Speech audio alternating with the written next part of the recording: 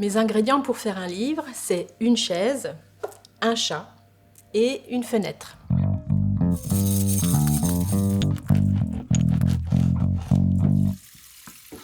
Mon premier ingrédient, c'est la chaise. Quand j'ai la chaise, j'ai la table, les feuilles et les crayons pas loin. J'ai surtout le temps.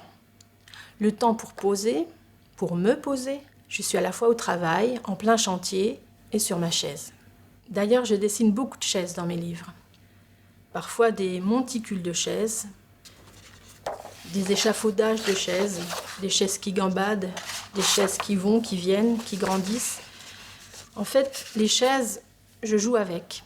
Je crée avec, je m'installe dessus pour attendre bien sûr, mais je m'en sers pour me caler, pour soutenir le livre que je suis en train de faire, pour permettre au personnage qui n'est pas encore là ou qui a besoin de se reposer, qui a peut-être le trac, celui qui n'est pas encore bien bâti, je lui propose de s'asseoir. La même chose pour l'histoire, autant qu'elle s'installe, qu'elle soit bien à l'aise.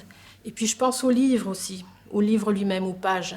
Et je me dis que les pages, peut-être, elles ont besoin de temps, elles aussi. Mon deuxième ingrédient, c'est un chat. Un chat comme celui-ci. J'adore avoir un chat à mes côtés et puis être accompagnée comme ça de son regard silencieux. Je me sens tranquille, rassurée, chez moi, confort. Et puis les chats, ils ont le ronronnement, le petit moteur à l'intérieur. Le petit bruit réconfortant qui rassure, qui fait du bien. En fait, souvent, j'ai envie d'être un chat.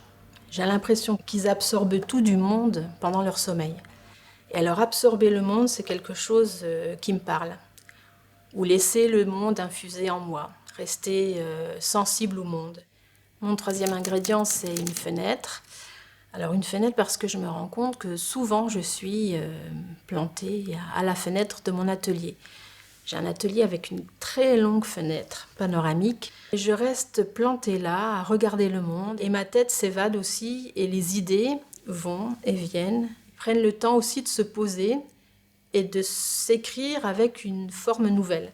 Un dessin que j'ai laissé sur mon bureau avant d'aller à la fenêtre, quand je reviens de la fenêtre, d'un coup je le vois avec un regard neuf et il va me raconter autre chose.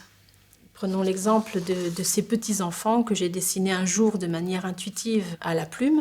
Un geste malheureux a fait qu'une tache s'est posée sur l'un d'entre eux et cette tache m'a plu, donc j'ai répété non pas les gestes malheureux parce que c'était devenu un geste heureux et j'ai vu apparaître des formes nouvelles, une fugacité du regard, un point de vue différent.